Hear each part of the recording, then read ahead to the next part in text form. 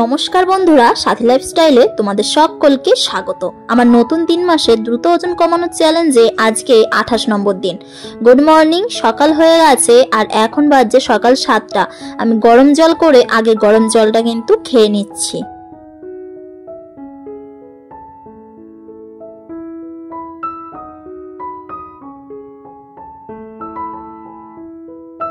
গরম জল খাওয়ার পর আমি এখানে রান্না করব, তাই আটাটাকে মেখে রাখছি। বরের জন্য অফিসে টিফিন বানাবো, তাই আটাটাই আগে মেখে রেখে দিচ্ছি। আর আজকে আমি তোমাদের সঙ্গে শেয়ার করব আমি আমার এই রুটিনের সঙ্গে সঙ্গে সংসারও কিভাবে সামলাচ্ছি। চলো দেখতে থাকো, সঙ্গে থাকো।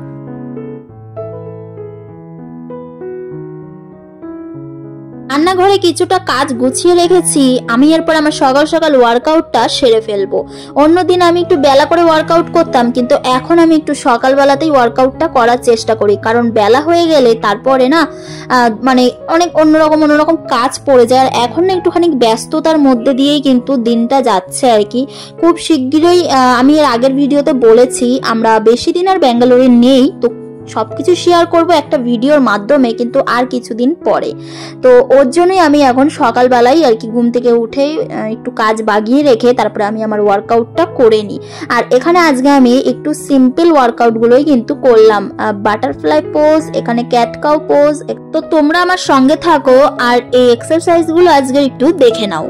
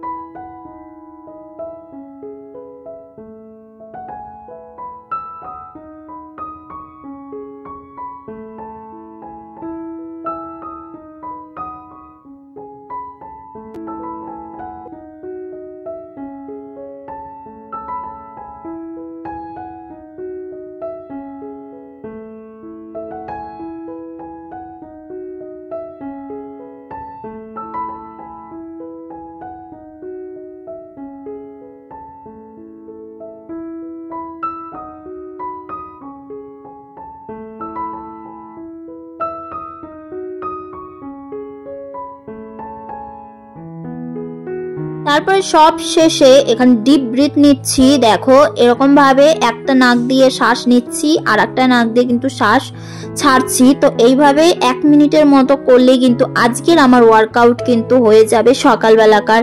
আমি এইভাবেই কিছু সাধারণ ওয়ার্কআউট ঘরে বসে করেই কিন্তু আমার ওয়েট লস করছি, আমার বেলি ফ্যাট কমিয়েছি, সমস্ত কিছুই কিন্তু হচ্ছে। আমি খাওয়া দাওয়াও করছি, তোমাদের সঙ্গে তো ভিডিও শেয়ার করছি, তাই না? তোমরা তো দেখছো আমার কিন্তু অনেকটা উপকার হয়েছে। তো তারপরে আমি অনেকটা পরিমাণে এখানে জল খেয়ে নিচ্ছি। তো আমাকে একজন কমেন্ট করেছে যে এত খাওয়া দাওয়া করে তারপরে এরকম ভাবে ওয়েট লস হয় না, তবে বিশ্বাস করো হয়। তোমরা চেষ্টা করো, ঠিকই হবে। খাওয়া দাওয়া কিন্তু ছাড়া একদমই চলবে না, টাইম টু টাইম কিন্তু খেতে হবে, কিন্তু পরিমাণটাকে বুঝে শুনে খেতে হবে। তারপরে ওয়ার্কআউটের পরে আমি এখানে রান্নাঘরে চলে এলাম রান্নার জন্য। আজকে আমার বরের জন্য টিফিনে এখানে ভেন্ডি দিয়ে আলু দিয়ে একটু ভাজা করে দেব। আর এখানে দেখো আলুটাকেও কেটে নিচ্ছি, ভেন্ডিটাকেও কেটে নিলাম। ওখানে বেশি দেবো না, একটাই দেবো, শুধু ওর জন্যই বানাবো, আমি খাবো না। অনেক কিছু ছাড়তেও হবে, ঠিক আছে? এমন না যে যেটা পাবো সেটাই খাবো, এমনটা কিন্তু নয়।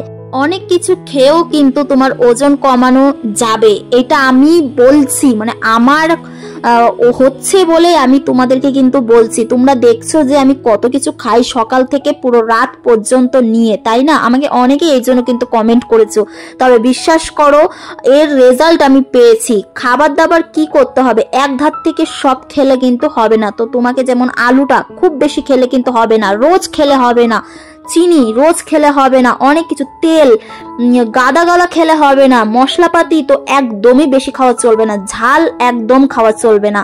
তো সমস্ত কিছু পরিমাণ বুঝে শুনে তোমাদেরকে কিন্তু খেতে হবে, তাহলে কিন্তু তোমরা সব কিছুই কিন্তু খেতে পারবে। একটু পরিমাণটা বুঝতে হবে। এখানে দেখো আমি আলু আর ভেন্ডিটাকে ভেজে নিচ্ছি প্রথমে, আর এই যে আমার এখানে ভাজা হয়ে গেছে।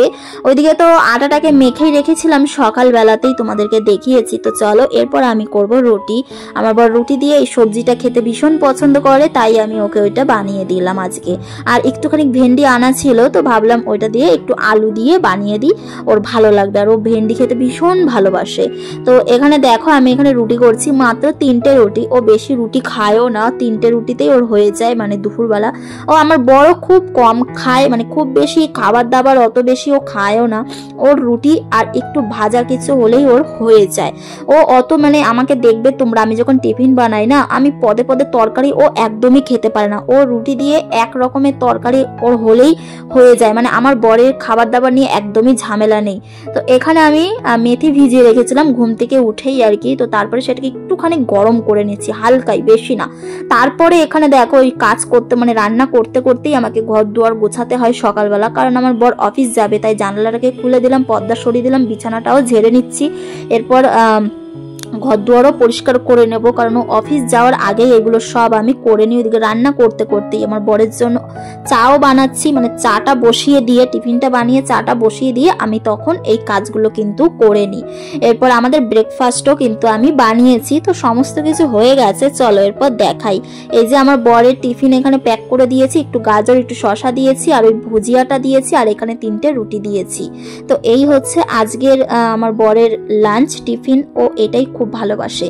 আর এখানে দেখো আমার মেথি ভিজানো যে জলটা ছিল সেটাও নিয়ে চলে এসেছি, একটুখানি গরম করে নিয়েছি। আর আজকে দেখো আমি আটা দিয়ে সবজি দিয়ে এই রুটিটা বানিয়েছি। তো এটাই আজকের আমি টিফিনে খাবার। এটা অনেকটা পুষ্টিকর, অনেকটা কিন্তু প্রোটিন, আর অনেকটা পেটও কিন্তু ভরা থাকে। তো আমার তো ওয়ার্কআউট অনেক আগেই হয়ে গেছে, তো আমি এখন 9টা বাজে সকাল, তো 9টার সময় আমি এখন ব্রেকফাস্টটা করে নিচ্ছি, আর আমার বরকেও দিয়েছি। আর আজকে না দেখো একটু পাপড়ের মতো ভাজাটা হয়ে গেছে, কেন জানো তো? কারণ না আজকে অনেকটা পাতলা করে ভেজেছি, যার কারণে কিন্তু ওরকমটা মানে পাপড় টাইপস হয়ে গেছে, কিন্তু দারুণ টেস্টি ছিল। তো আমার বর এদিকে চলে গেল অফিস।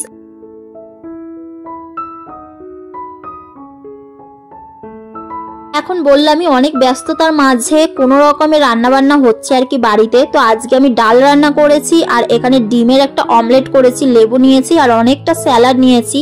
এটাই হচ্ছে আজকের আমার দুপুরবেলাকার লাঞ্চ। তো আজকে আর ব্রাউন রাইসটা করিনি, আজকে আমার মা ভাতটা নিয়ে এসেছিলো দিদির বাড়ি থেকে, তো সেখান থেকেই আমি সাদা ভাতটাই আমি খেয়ে নিয়েছি। তো খাওয়া দাওয়ার পরে তারপরে আমি এখানে একটুখানি ছাদে হাঁটছি, আর খাওয়ার পরে তো হাঁটাটা জরুরি, কারণ খাওয়ার পরে আর কোনো কাজ থাকে না। তো তখন আমরা কি করি বলো তো? ফোন নিয়ে বসে বসে ফোন দেখি কিংবা ঘুমিয়ে পড়ি।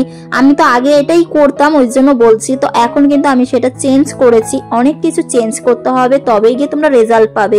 একটা জিনিস চেঞ্জ করলে কিন্তু হবে না, তোমাকে সব দিকে চেঞ্জ করতে হবে। চেঞ্জ করলে পুরোটাই চেঞ্জ করতে হবে, আর না করলে কিছুই করবে না। ধরো একটা কিছু করলে আর একটা কিছু করলে না, তাহলে তোমার কি করে হবে বলো?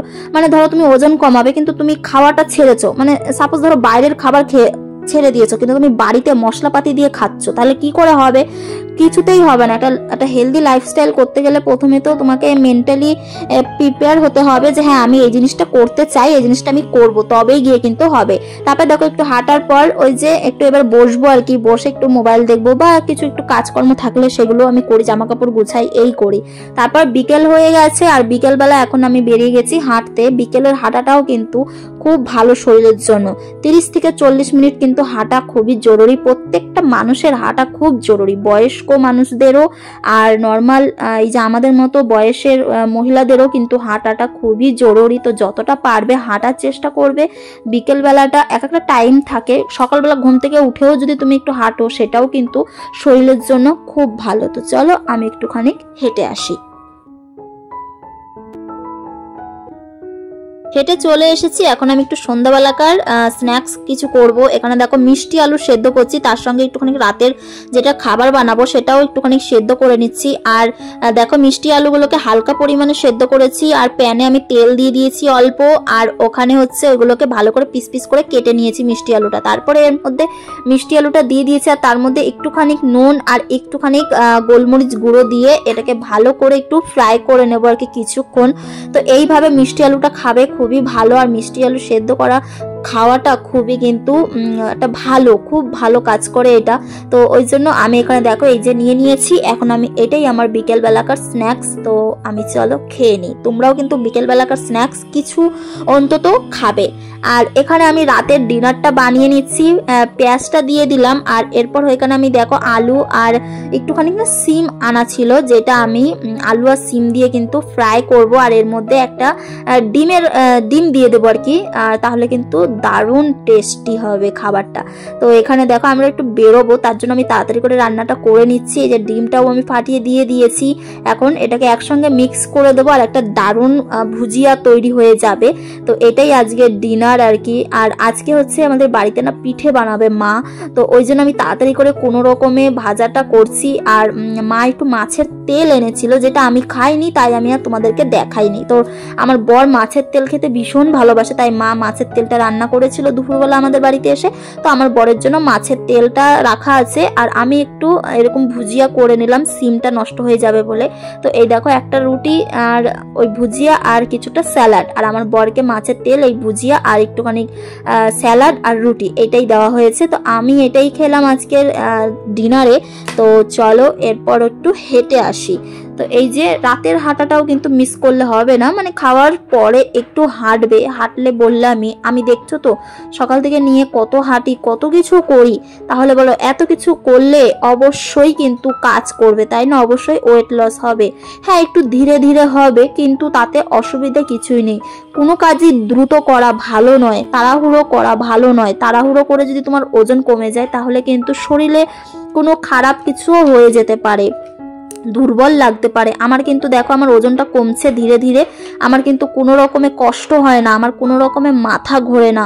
আমার কিন্তু দেখো অনেকটা ওজন কমে গেছে, আমি অনেকটা রোগা হয়ে গেছি। আমাকে অনেকে দেখে বলছে, মানে আমার মা, আমার দিদি, আমার দাদা সবাই দেখে বলছে যে আমি অনেকটা রোগা হয়ে গেছি। আমার বড় ইভেন বলছে আমি অনেকটা রোগা হয়ে গেছি। তাহলে আজকে 1 মাসেরও বেশি হয়ে গেছে আমি তোমাদেরকে রোজ ভিডিও দিতেই পারছি না, রোজ ভিডিও শুট করে এডিট করতে পারছি না আমি, তাই তোমাদেরকে রোজেরটা রোজ দেখাতে পারি না। তাই আমি একদিন পর পর যেটুকু দেখাতে পারি সেটুকুই দেখাচ্ছি। আজকে আমার 28 দিনের দিন আমি দেখাচ্ছি, কিন্তু আজকে আমার নাই করে 2 মাস হতে চললো আমি এই ডায়েটটা কিন্তু ফলো করছি। তবে এটাই বলবো যে তোমরা আমার ভিডিও দেখে তোমাদের যদি কোনো কোশ্চেন থাকে তাহলে অবশ্যই আমাকে জানিও, এটাই বলবো লাস্টে। আর সবাই ভালো থেকো, সুস্থ থেকো। আজকের মতো ভিডিওটা এই পর্যন্তই। ভালো লাগলে লাইক কমেন্ট সাবস্ক্রাইব করে দিও। গুড নাইট সবাইকে, দেখা হচ্ছে পরের ভিডিওতে।